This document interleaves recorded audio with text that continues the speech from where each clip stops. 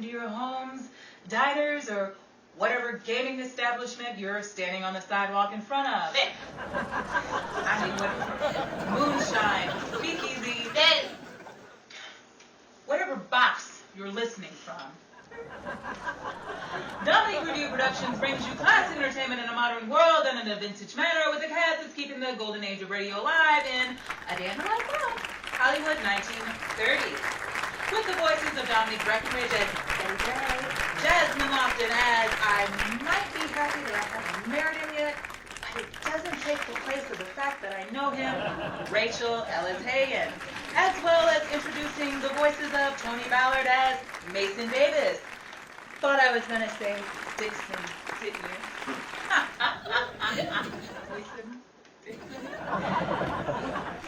And Tamara Solomon as Pike Anderson. Why the name? I'll never tell. Let's sing her a song, and I bet she will. Who may be new faces to you, but they are no strangers to the cast at A Day in the Life of, so make them feel comfortable, won't you? You know the saying, any friend of yours is a friend of mine. Well, that's not exactly true when it comes to Calvin McNamara. 5, 6, 7, 8. We have a full and busy show ahead tonight and a lot of things to entertain you with, so let's dive right into it. Betty. Oh, hello, Mason. How's every little thing? Oh, it's fantastic. Well, what brings on this bundle of joy? We haven't moved in with Eddie Fisher, and no one told me that we were in the 1950s, have we? Oh, no. It's a doll. So is Eddie. What? You must have the worst echo known to radio. I'm in the situation because of a female, the baby, Ginger Rogers, David Niven, Bachelor Father, and Debbie Reynolds? Oh, never mind. Stick to the script. I get into more trouble when I ad-lib. I can say I'm fine, but I just don't think I'm out quite right. Speaking of walking ad-libs, ladies and gentlemen, we meet Mason Davis. He rents a room at the boarding house with the rest of us. He's a magician. And a nutritionist. I was hoping you didn't mention that. But Betty, it's the most important part of your makeup. Have you met my foundation lately? You mean the one you had hanging on the line outside the bathroom window? Please, this is a family show. That was not the kind of foundation I was talking of, Peeping Tom. Who's peeping? You had your name spelled out full in the street on a billboard. It was directly below the actress for hire inscribed. Well, I had to attach it to something. When I tossed the sheet on the line alone, it kept flying away. And that's a mighty heavy expense when that's your only sheet and you're out of laundry clips. Then how'd you hang the foundation on the line? Oh, there's straps above and below. Wait a minute, wait, what am I doing? Mason, before I fly off the handle. Well. Thanks to the rooster, the duck, and the hen. Says the bird. Obviously, you're not getting anywhere. I've never seen such a waste of feathers. All right, Mason, there had to be a reason you wanted to talk to me. What is it? It finally happened, Betty. See? There I go again. There's so many ways I could take that and even more ways I could execute it. Why don't you? Execute it? Exactly. Right. Roger that. Moving on. Haven't exchanged like that since... Henry? That's it. Haven't met him yet. Then maybe I should just... Take your leave? What? That's what I was thinking. That would be best. But before I go... You just wanted me to know. I had a fantastic time. What do you know? Heidi-ho! You're on the studio. Stage 5. Back what? Bye! Now we move into the city where today, like no other day, the boarding house is busting with prospect actors, musicians, entertainers, all talent of all, and they're all on their journey for work. We find Rachael on her way out of the door, and just in time to see Betty pulling in what seems to be a brand new car.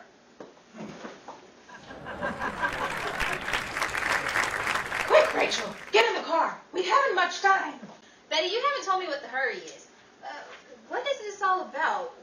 Where did you get this car and you don't know how to drive? Rachael, I'm really starting to question your questions. You're the most inquisitive person I've ever met. The studio lent it to me for a promotional gig. I may not know how to drive yet, but I'm working on that. It won't hurt them none what they don't know. Roy Rogers is teaching me.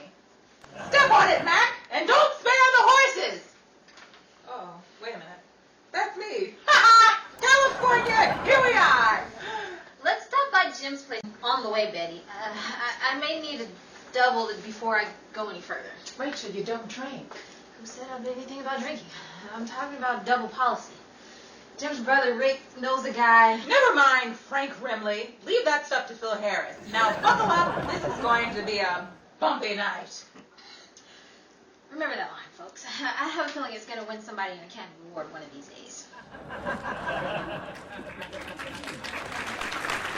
Take to the skies anytime, day or night with Wisp Whipped Chocolate. Because Wisp Whipped Chocolate, you truly feel like you're floating on air. That whipped cream tastes, there's absolutely nothing like it. How right you are. Wisp Whipped Chocolate is the first and only of its kind. With the first bite, you'll instantly indulge into a blissful whip of smooth, creamy, sweet, velvety chocolate taste that you'll never get enough of. You don't believe me? Just ask your neighbor what their best kept secret is. I keep a box hidden and tucked away. The minute my husband knows I've bought Wisp Whipped Chocolate, I'll never see the box again. But now, he'll never know. I have a box all my own. As should you. Try Wisp Whipped Chocolate today. Hurry before they're all gone, because this melt in your mouth float on air taste isn't going to stay on the shelves very long. Buy a box of Wisp Whipped Chocolate today.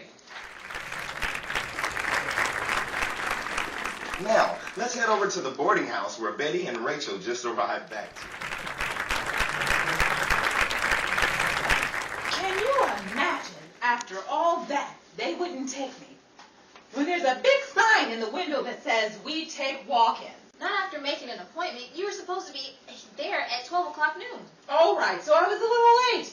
I couldn't put the car in drive. So we reversed all the way there. It was 4:30 when we crawled through the door. How else did you expect me to get out of the car? It didn't stop when I yelled, "Whoa, whoa!" Well, you better leave Roy Rogers alone and start taking lessons from Gene Autry. Yeah, I should have known those trails weren't that happy.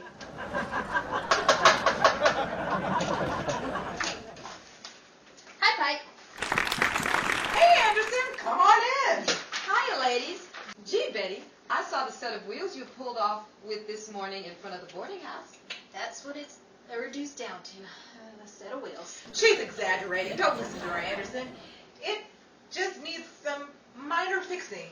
Why, all it needs is a new front, a new back, and a new sides, and it'll be like brand new.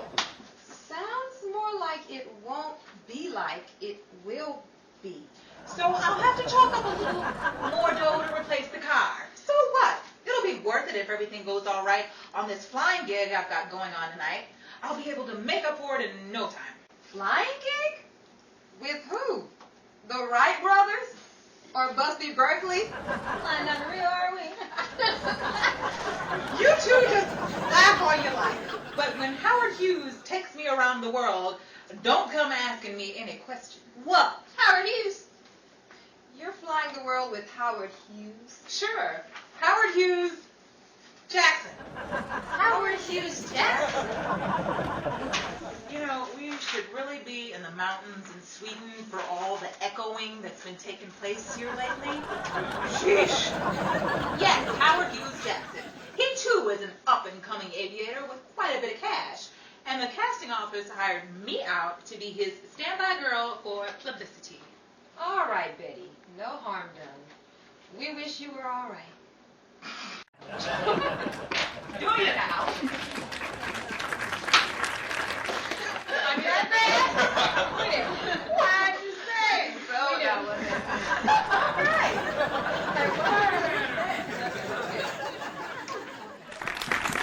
All right, Betty. No harm done. We wish you well, all right. Hey, Pike, how are you making out? Find anything today? Nothing definite yet. I must have went to 20 different literacy agencies today. And all of them said the same thing. Next time I see your face in this office, you're going to see my foot to the street. Yeah, it's been a long, weary road to get where I am now. A little bumpy, too. Not always. But I've been thrown out of some of the best places in California. I just thought of something. Aren't you one of those generation kids? Why not just use your name to get into the city? Because the mailman never yelled it loud enough, and I doubt the lot heard it. Here's your morning paper, Mr. Ellis. Loud enough to give me enough credits to walk through the gates. Because I lived across the street from the studio doesn't make me qualified. None of my relatives worked there. The only generational thing that was handed down to me in this family was the house that sits across the street from the lot. I'm sure a studio will sign you on permanently soon before long.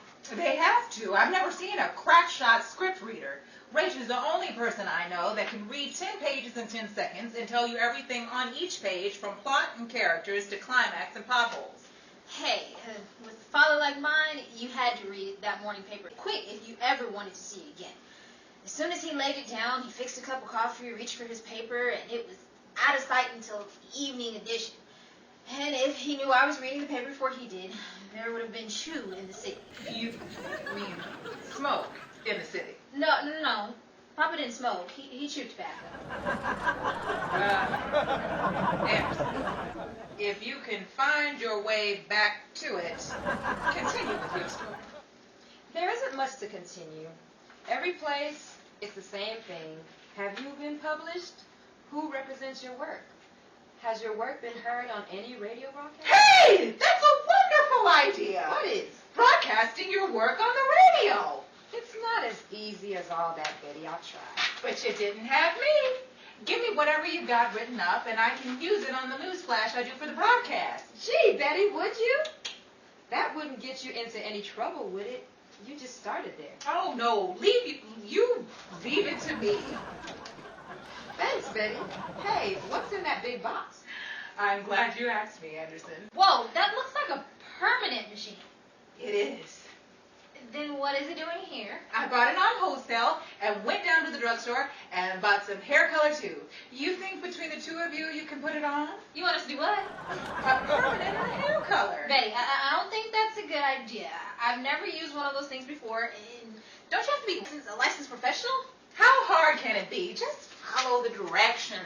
Oh, no, my eyes aren't quite right. Here, use my cheaters. Your glasses? You never let anyone use your glasses. Then feel privileged. Now slip on the cheaters and slap on the permanent. Pow, wow. What's wrong? Did you drop it? No, it's your glasses. I can see the marquee down the street in the theater. Norma Shearer and Tyrone Powers starring Marie Antoinette. Ha, ha, ha. Comic. Quit clowning, will you?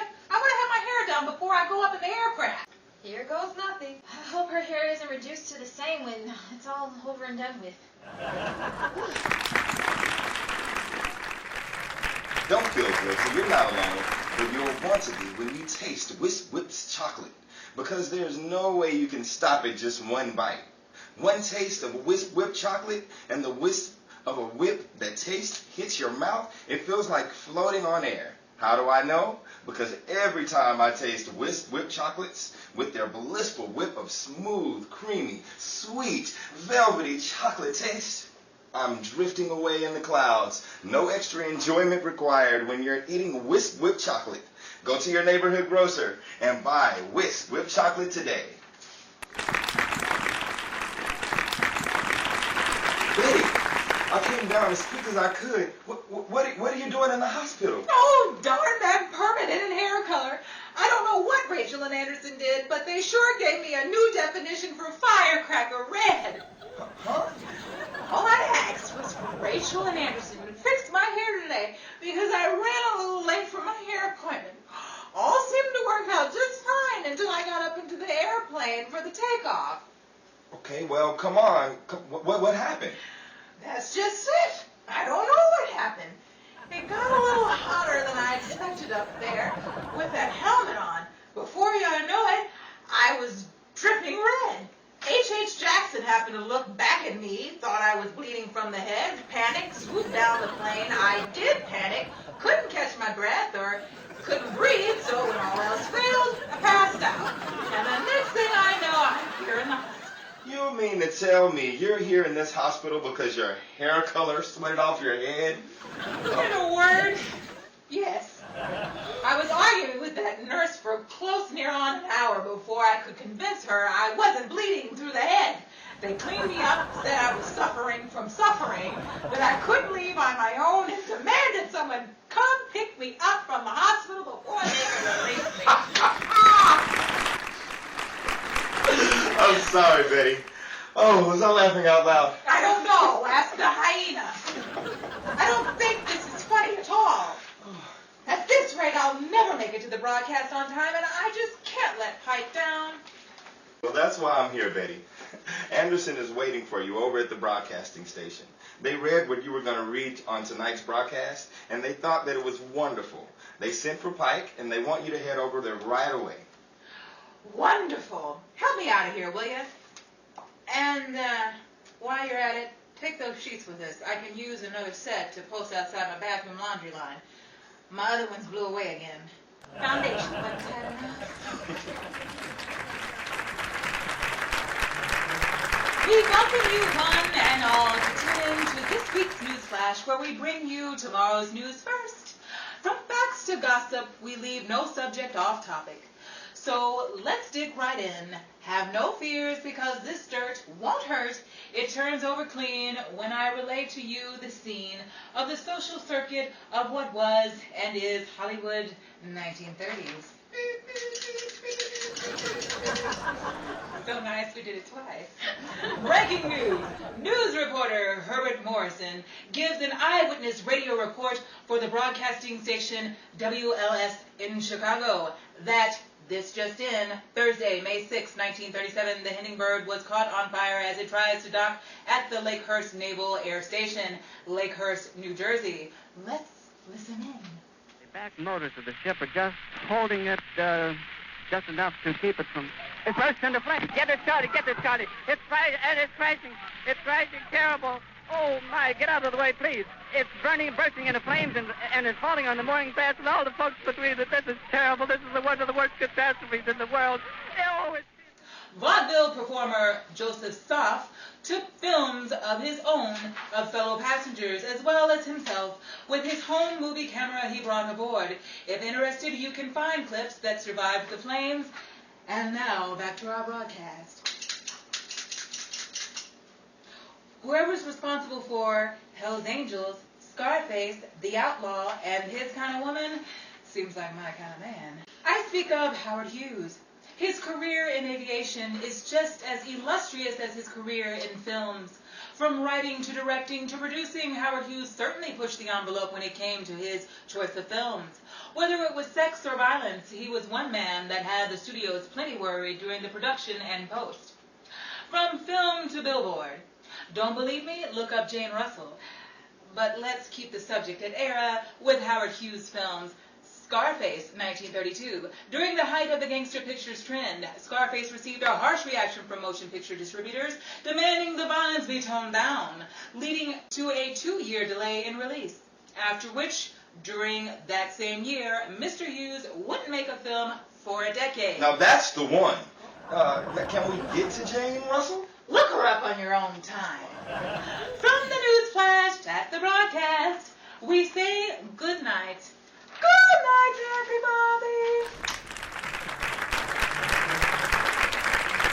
And then the light bulb signs off and writes on with another all-new episode next week.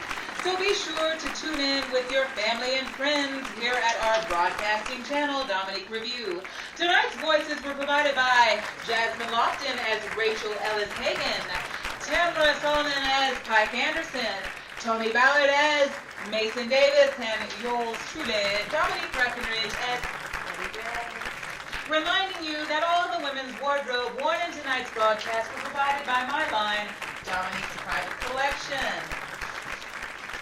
And Whisk Whipped Chocolate wants to remind you, don't forget to pick up a box of Whisk Whipped Chocolate on your drive home from work tomorrow.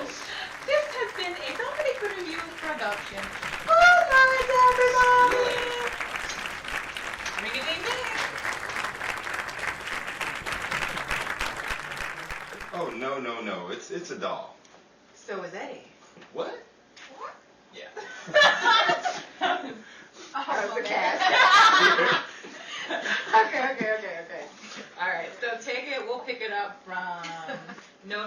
Yeah, about that. Or what it's reduced to. Set list. Wait a second. One more time. Okay. I'm trying to figure out where is she?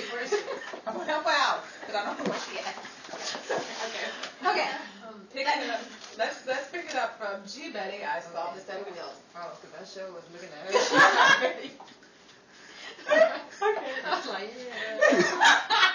Okay. I must have went to 20 different literary. It gets me too. Roger that. Okay. I just hope her hair isn't reduced to the same thing. It's all over and done with. Wait, what? Right. Here goes nothing. I hope Okay. her hair isn't reduced to the same Okay. when it's all over and done I with. hope her hair isn't reduced to the same. So yeah, take it from. Don't feel guilty. You're not alone, but you'll wanna be. When you taste Whips chocolate. Whips chocolate. All right, here we go. I did that deliberately. I do, because it's corny. Okay, sorry. Because I didn't realize you were in the hospital. Okay, from the beginning. Yeah. The scene in case of an emergency. Right.